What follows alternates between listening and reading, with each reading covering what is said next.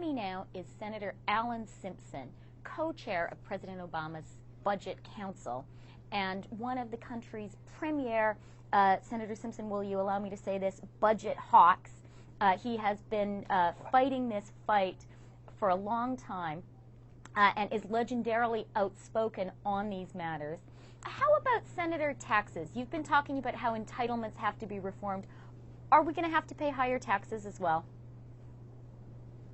Well, put it this way, you don't have to have a, quote, tax increase. Grover Norquist is wandering the earth in his white robe, saying that anything you do is a tax increase, and Tom Coburn, a very fine conservative, said, wait a minute, I'm going to take away $6 billion of ethanol subsidy, and he did. And Grover called that a tax increase, which Coburn said is ludicrous, and I say is deceptive.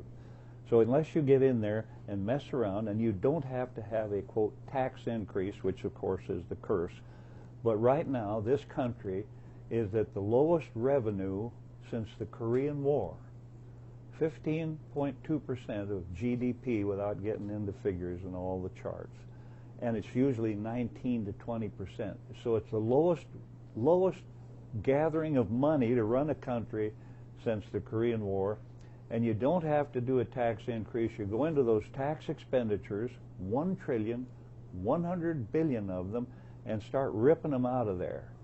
And if you call that a tax increase when you're ripping them out of there, that is totally deceptive. And what can Grover do to you? Well, he Senator, can't murder you, and he can't... let's talk about Grover Norquist. What, has he had a negative influence on the Republican Party? And why do Republican politicians seem to be so scared of him? Well, you see, he can't murder you, and he can't burn your home. The only thing he can do to you is defeat you for re-election. That's pretty scary for some politicians, isn't it? It is the curse. It's the dagger. It's the Dracula curse, the cross, and the wooden stake. That's what it is. But I'll tell you, Grover Norquist right now is the most powerful figure in America.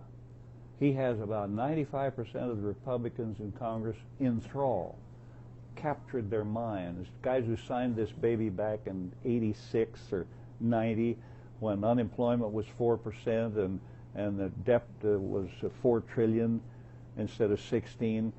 He can't murder you, can't burn your house. All he can do is defeat you. And if that means more to you than your country, for you to step to the plate as a patriot in extremity, you shouldn't even be in Congress.